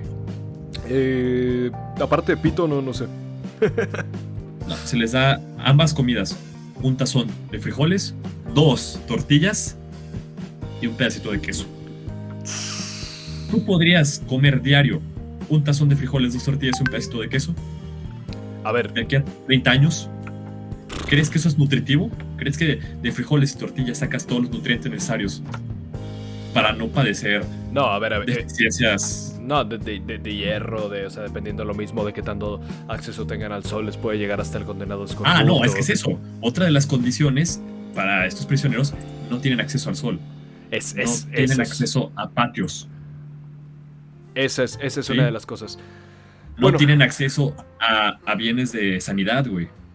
Hay prisioneros que se quejan, dicen, es que no me puedo limpiar, no puedo limpiar donde yo estoy. ¿Y qué crees? Comparten celda con 100 prisioneros, ¿no? ¿Qué más de lo que se han quejado? Tortura por parte de los guardias, ha habido ejecuciones arbitrarias, muchos desaparecidos, hasta se han registrado violaciones hacia mujeres. ¿Qué pedo? Bueno, ¿eso es parte de la reforma legal de Bukele? A ver. Quiero compartir un dato y luego hacer una reflexión con todo lo que estás comentando. A ver, para empezar, de lo que mencionabas, hay registros el 31 de enero es la nota del País, que dice que este lunes el ministro de Justicia y de Seguridad, Gustavo Villatoro, informó en televisión que en 2022 murieron 92 pandilleros en presuntos enfrentamientos con la autoridad, de los cuales 80 fallecieron en el marco de la llamada guerra contra las pandillas. O sea, que usted lo puede relacionar bastante como un enfrentamiento con el narco, ¿no? De murieron tantos en un tiroteo.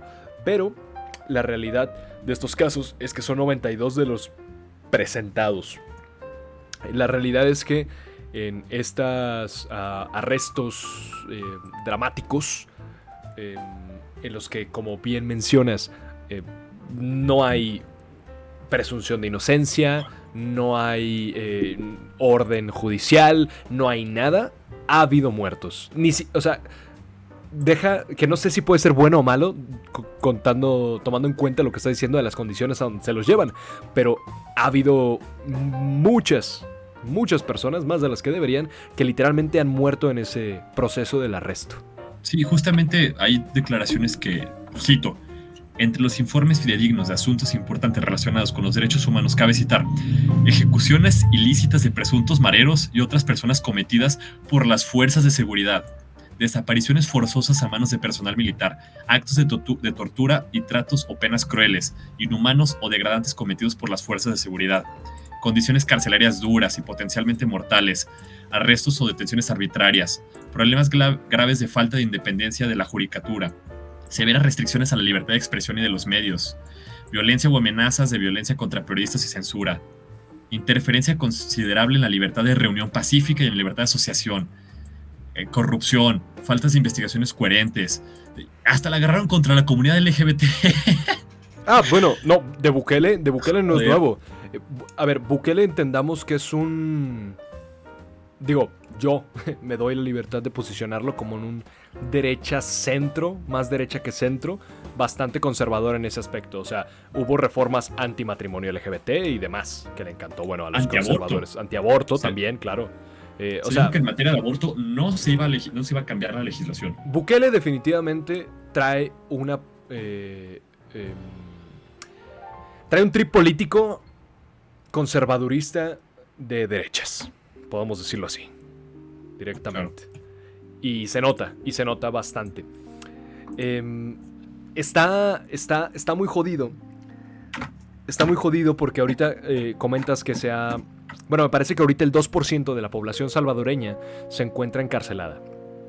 Esto te puede sonar como mucho, de hecho es algo común. Desde los 90s el 2% de la población americana está encarcelada, pero remitimos a que El Salvador es un país mucho más pequeño. Entonces, que el 2% de su población esté encarcelada, pues es bastante. Sí, estamos hablando de 120,000 personas para un país de 6 millones de habitantes. 120,000.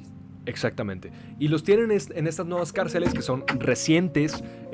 Seguramente han llegado a ver videos, y si no hay en Twitter, no falta más que buscar las palabras clave. Y se ven estas imágenes. De la mayoría sí se ven bastante pertenecientes a los maras, típicos tatuajes, típica cabeza rapada, con el mismo short, sin playera, muy deshumanizados, todos pegados con lo que en México se le dice cebollita en esta forma de poder vivir o convivir en una celda sin robarte todo el espacio cuando te hacen que en una celda convivas con 50 cabrones. En cebollita es sentarte en bolita para que quepas con los demás. Se les ve de esta forma y obviamente se ve un apoyo muy grande por parte de las personas que, bueno, sí se encontraban hartas y creen que esto es algo justo, que es algo de lo que me gustaría hablar. Para empezar, parece tema recurrente que en los podcasts que hemos tenido siempre sale este tema de las prisiones. Me puse a investigar un poco más porque siempre me quedo con ganas de decir más. Y en materia filosófica, sociológica, hay 5 estándares actuales que justifican el uso de la prisión. Me tomo la libertad de citar el libro que se lo recomiendo, La globalización, de sociólogo Zygmunt Bauman, capítulo 5, las prisiones en la era postcorreccional. Y dice, son 5 puntos. Además de la función rehabilitadora, Thomas Mathieson, en su libro Prison of Trial, estudia cuidadosamente otros argumentos difundidos para justificar el uso de la cárcel, como método de solución de problemas sociales agudos y molestos. Las teorías de la función preventiva de las cárceles, tanto en sentido universal como individual. Ese es el primero, función preventiva. Segundo, la discapacitación. Tercero, la disuasión. La mera venganza, que créelo o no es el cuarto. Y en casos sin excepción se descubre que son defectuosas desde el punto de vista lógico y empíricamente insostenibles. Hasta ahora no se han reunido pruebas que permitan apoyar, menos aún demostrar, los postulados de que las cárceles cumplen las funciones que se les asigna en la teoría o que logran en algún grado un éxito cuando tratan de cumplirlas. Están esas 5 partes que te comento, es la justificación sociológica de por qué se mantienen las cárceles. O sea, uno es que si puedes dar un mensaje de, mira, tú quieres robar, pues esto le pasa a la gente que roba, como lo típico de cortar manos y demás, ¿no? Bueno, no típico, ¿verdad? Pero que alguna vez hemos escuchado a países de Medio Oriente. Se ha demostrado que no funciona. Bueno, todos estos 5 puntos, no hay la gente que realmente se dedica a estudiar fuera de una posición personal, la gente que se dedica a estudiar estas problemáticas, estas funciones, el material jurídico, desde hace años se demuestra que no tienen el más mínimo efecto positivo. No hay forma de comprobar que está funcionando para absolutamente nada. Hay mucha gente, iba a desglosar los 5 puntos, pero lo diré así muy sencillo. Hay mucha gente que cree que pones una pena grave para que los demás no se motiven. Bueno, eso no funciona, porque sorpresa, la gente que comete crímenes jamás espera ser atrapada. Si tú cometes un crimen, no es pensando, uy, seguro me caen 5 años de cárcel. No. La persona que va a cometer un crimen es porque espera salirse con la suya. Entonces, si quieres asustarlos, no funciona. Si quieres restaurarlos, evidentemente has demostrado que al menos como está funcionando los sistemas penitenciarios, no funcionan. Y más preocupante aún, ni siquiera a partir de los últimos 20 años ha sido uno de los enfoques primarios. O sea, ya ni siquiera se molestan. Todavía hace siglos se molestaban más en decir que las prisiones, la función de ellas era restaurar, rehabilitar a las personas para poder reintegrarlas en la sociedad. Actualmente ya ni siquiera se busca eso. Me atrevería a decir que es el tercer o cuarto punto que mencioné, que es la venganza. Claro. Tiene otro nombre más jurídico, más bonito, pero en palabras llanas es eso. Hay mucha gente que literalmente lo que busca es eso, es venganza. Vamos a aplicarle un castigo doloroso para poder reparar el daño que hizo, que bueno, no repara ni una mierda. Se ve como pues una medida punitiva, cuando justamente uno de los derechos humanos, los que tenemos, o deberíamos todos de tener acceso, son las medidas reparadoras, ¿no? De restitución social. En este caso ni siquiera se le da esa oportunidad a los prisioneros, ¿no? De retribuir a la sociedad en manera, pues, de cierto tipo de pues, no sé, digamos, con alguna labor social o algo, ¿no? Para reparar los daños no se les da la oportunidad, solo se busca castigarlos, ver cómo se pudren en las cárceles, y la gente parece regocijarse con ello. Así es, no, parece que lo ven como algún tipo de solución. Pero justamente aquí pone, por ejemplo, ¿cuál es la base moral para imponerle a alguien un castigo, acaso severo, con el fin de impedir que otras personas cometan actos similares? La pregunta es como tanto perturbadora desde el punto de vista ético, por cuanto aquellos a quienes castigamos son en mayoría de los casos personas pobres y estigmatizadas que necesitan ayuda más que castigo. No me estoy refiriendo en este caso, bueno, fue una cita, pero no la reflejo específicamente a los que claramente sí son maras, a los que claramente sí cometieron un daño, pero en general, como estamos comentando, que a muchas otras personas a las cuales no se les ha probado de la manera correcta un vínculo a estas asociaciones, seguramente una buena cantidad de ellas son simplemente personas que, más que ser metidas a comer frijoles y una rebanada de queso, necesitaban ayuda del Estado que los abandonó. Y aún así, es que si nos vamos por esa lógica, ¿por qué no los maras también, güey? Si estamos hablando de que el Estado abandonó a esos individuos, y estamos también hablando de 200,000 individuos que están dentro de las prisiones, son personas que fueron abandonadas, ¿no? Sí, claro. No se levantaban día con día diciendo, ay, sí, güey, hoy tengo ganas de salir y quiero joder a mi prójimo. Voy a matar, voy a robar por gusto, porque es mi pasión.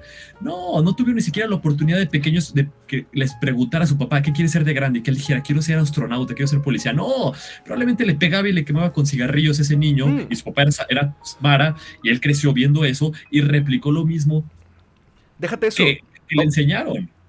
Yéndonos, como dices, históricamente, los maras vienen de que una gran cantidad de extranjeros saliendo de las guerras en El Salvador, entre 60s y 80s, estuvieron en ciudades como Los Ángeles y demás, que ahí salieron los barrios. Si has visto la película Sangre por Sangre, Sí. los cholos mexicanos, los maras salvadoreños.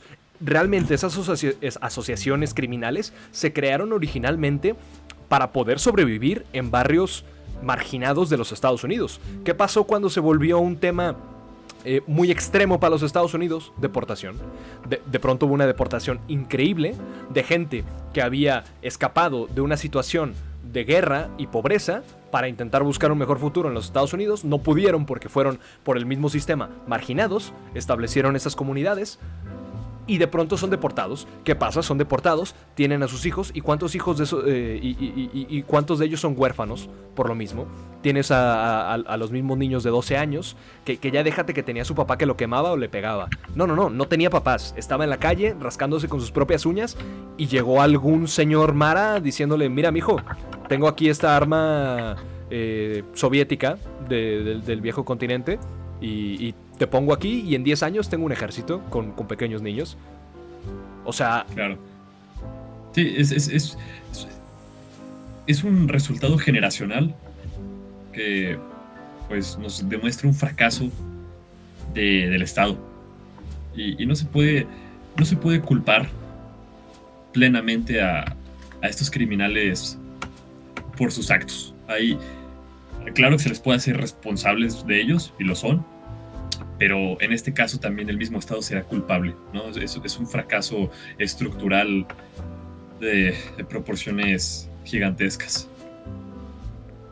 Aún así, esta medida que se ha tomado, yo lo considero una medida preventiva, una medida muy extrema.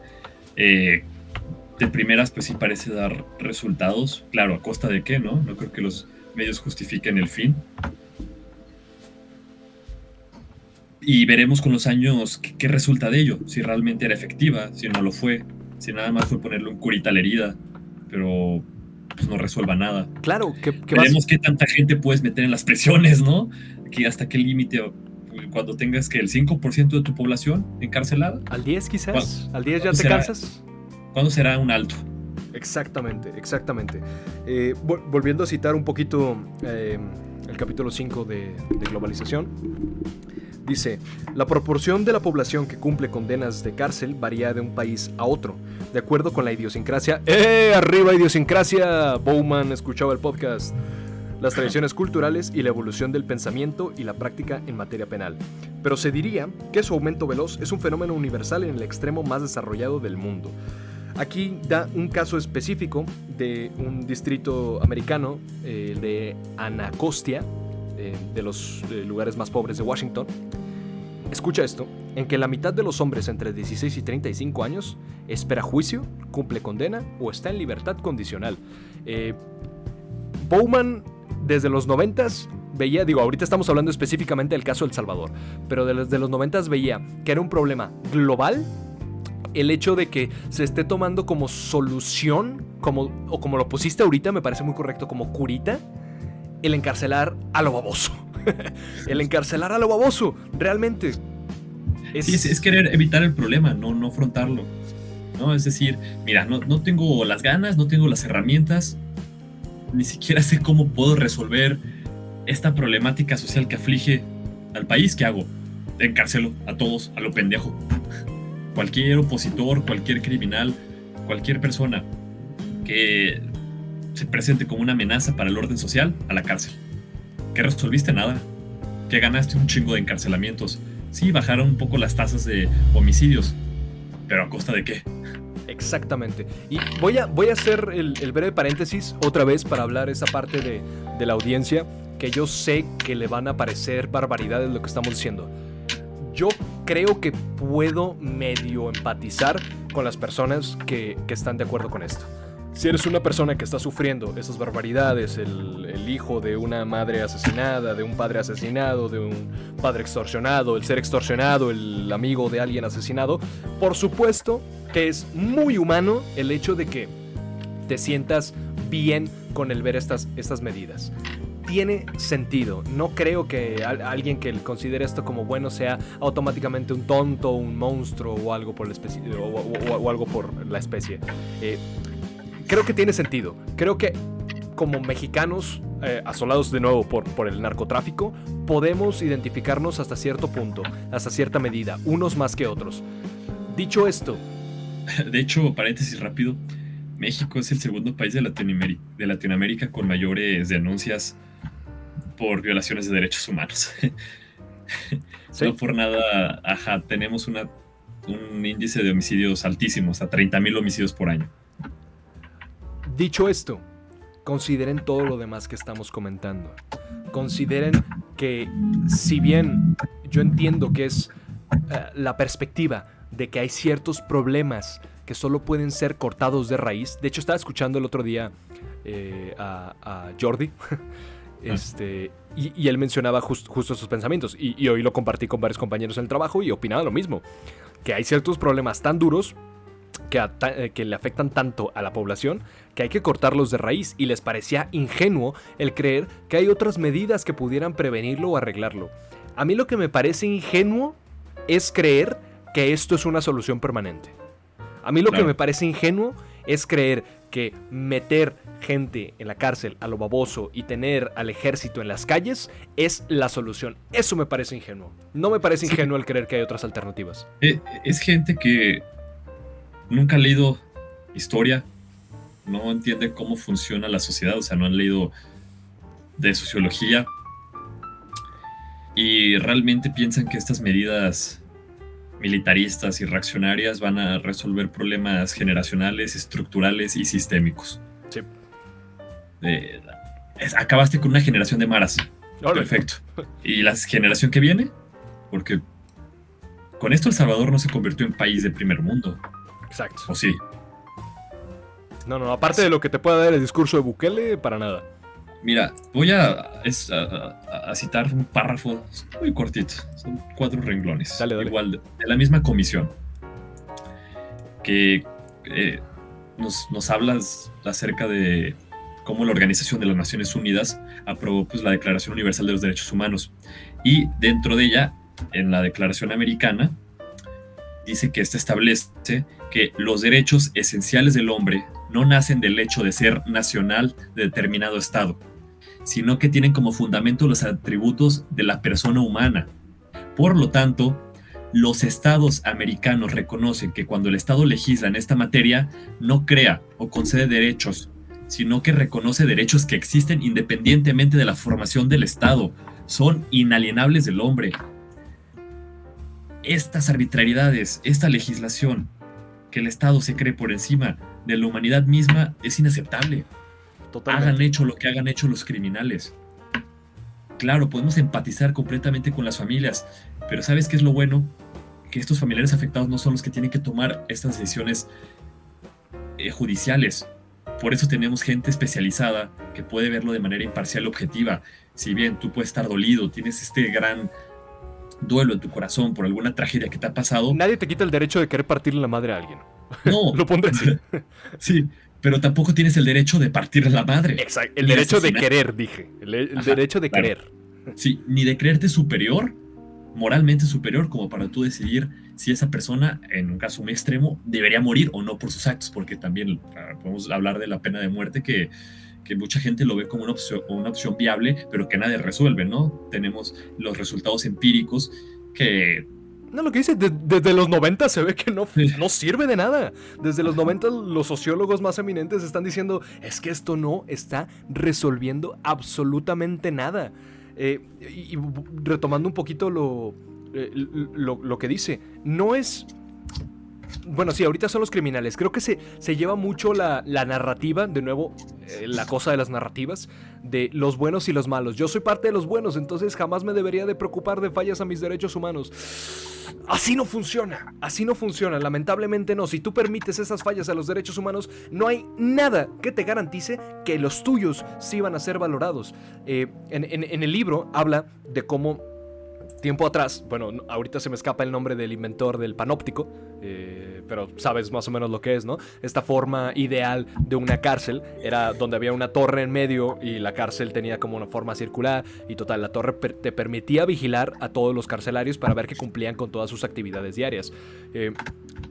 Da el ejemplo de una prisión nueva, en ese tiempo, en los 90s, Pelican Bay, americana, que era todo lo contrario, que era una prisión en la que los prisioneros apenas se interactuaban con otros prisioneros, que apenas interactuaban con la gente de la cárcel, que todo era en bloques de concreto en los que no se veían, no tenían actividades, no tenían... luego también lo que hablamos de que mucha gente dice, bueno, que sean mano de obra, ni siquiera tenían mano de obra, es que no hacían nada más que comer y cagar en su celda. Se da el ejemplo de que si no fuera porque olía a mierda y a comida en su celda, uno pensaría que era su ataúd. ¿Por qué? Porque actualmente ya se descartó, o al parecer ya se descartó esta idea de rehabilitar en un centro penitenciario. La única idea es alejar a esta gente incómoda o problemática de la sociedad, la inmovilidad. Aquí hace una referencia a los centros penitenciarios como fábricas de inmovilidad, en el sentido más literal de la palabra, en un lugar en el que no te puedes mover, en literalmente quitarte la movilidad, ya fuera de lo mental y el desarrollarte como persona. No te puedes mover de 2x2. La inmovilidad, sí. Una fábrica de inmovilidad, y es aparentemente ya lo que se busca. Nada más elimínalo y pónganse a leer un poquito la historia de la locura de Foucault. Es que esto no es nada más nuevo ni de criminales, ni es algo que no ha pasado jamás. Desde tiempos antiguos era el homosexual, el enfermo mental, lo que sea, buscar esta segregación, esta separación de la sociedad.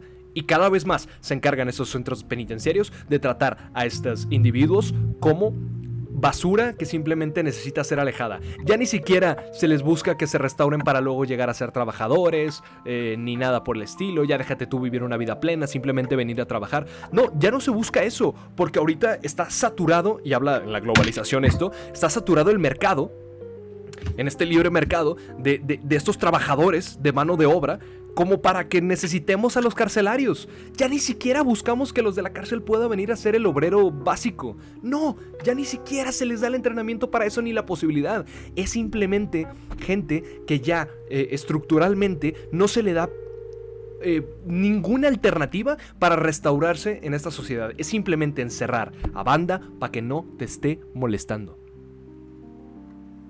Exactamente. Creo que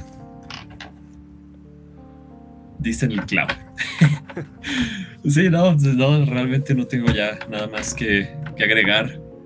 Además ya mi mente está cansada, mis ojos y mi espíritu, un poquito. Pasa. Bueno, entonces ya para darle un poco cierre a este, nada, me gustaría analizar brevemente a la figura de Bukele. Adelante. A este personaje. Ok. Voy a aventarme aquí un comentario con el cual pueden estar de acuerdo o no pueden estar de acuerdo. Y ahorita te pregunto, bueno, si quieres comentar. Bukele es, al menos en semántica, un dictador. Bukele es... Sí. No, sí lo es. No lo es en semántica. Lo han... Varias organizaciones políticas lo han señalado de esa manera. Bueno, vale. Que ha manipulado el Congreso para perpetuarse en el poder. Por cualquier cosa doy definición de dictador. En la época moderna, persona que se arroga o recibe todos los poderes políticos y, apoyada en la fuerza, los ejerce sin limitación jurídica. Bueno, entendamos que Bukele, sea dictador o no, esté haciendo las cosas bien o no, dependiendo de lo que ustedes piensen, tiene el apoyo de la mayor parte de El Salvador. Tiene la mayor cantidad del apoyo. Y no es solamente eso, sino que de la Asamblea Legislativa, o sea, eso es por parte del Poder Ejecutivo que se le otorgó a través de las elecciones, ¿no? Pero en la Asamblea Legislativa, 64 de las 84 mesas le pertenecen al partido de Bukele. Entonces podemos ver que tiene una mayoría en dos poderes, pues sí, eso, en dos poderes. Además legisló para tener la posibilidad de ampliar su mandato. en el Exacto. debido momento va a poder reelegirse. Que lo más seguro es que lo vaya a hacer, se va a reelegir. No, lo va a hacer, tenlo por seguro. Me parece que el mandato era de 5 años en El Salvador y creo que el año pasado legisló para que se pudiese ampliar a una reelección. Ajá, sí. Pero está buscando que no sean 5, sino que sean 6 años. Y pueden buscarlo el día 9 de febrero del 2020. Bukele entró en la asamblea con militares. Con militares para, diría pedir, pero parecía más una exigencia. Todo cuando traes hombres armados parece más una exigencia que una petición. Para exigir que se le dé una ampliación de apoyo económico a las Fuerzas Armadas de El Salvador. Lo rechazaron de inicio. Cuando Bukele regresó con las Fuerzas Armadas, entró en la asamblea con militares. El presidente de la asamblea no se presentó, quizás por miedo. Y Bukele se sentó en la silla que no le pertenecía, en la del presidente de la asamblea. Y en palabras de José Miguel Vivanco, de Human Rights Watch, dijo: el día siguiente, acompañado por soldados que cargaban rifles automáticos, Bukele ingresó a la Cámara Legislativa y ocupó la silla del presidente del órgano, quien no asistió. Agachó la cabeza y oró durante 3 minutos. Luego levantó el rostro, informó a los soldados y a los pocos diputados asistentes que había estado hablando con Dios, y que afortunadamente para ellos le había pedido paciencia. Anunció que les daría al Congreso una semana para aprobar el préstamo. No es la primera vez que Bukele dice algo así. En la mayoría de sus discursos se le ve que él habla con Dios aparentemente. Claro. Es un fanático religioso, o sea, hay que entender que es de descendencia palestina. Ajá, entonces no me sorprendería que pues tenga esta influencia radical por parte pues, de su familia. Qué puto miedo que un puto loquito radical, ortodoxo de la pinche iglesia esté al mando y diga que habla con Dios mientras tiene a su lado a la escolta militar, ¿no? Sí, perdón, pero si mi presidente dice, no, es que no se preocupen, esto yo ya lo hablé y Dios me dice que está bien, ya me suena como a monarquía. Sí, no, ya... Suena siglo XVII. Exactamente, no, ya ha sucedido y creí que estábamos ya en 2023, esto no debería estar sucediendo, pero bueno, hay gente que le gusta, que lo apoya, que le agrada que mencione a Dios en cada uno de sus discursos.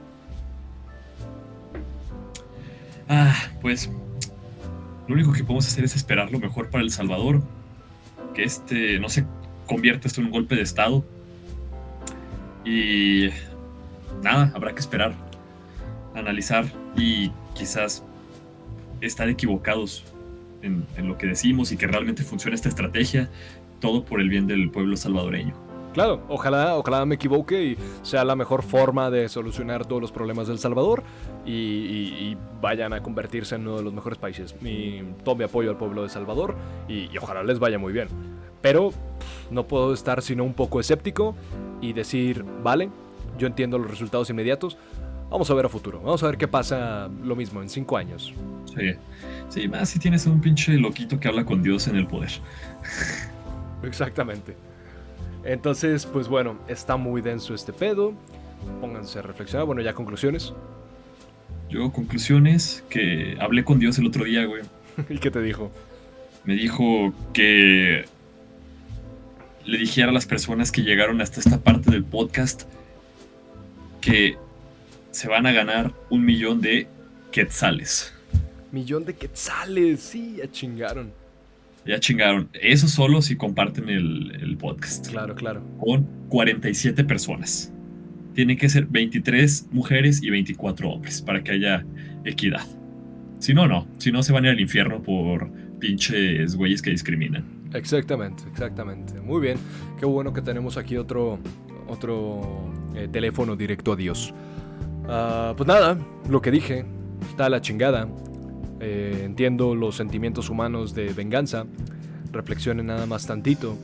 Sí, los invito a leer un poquito de historia, a ver cómo han sucedido esto en otros escenarios, y ponerle un poquito de imaginación a lo que puede suceder si sale mal.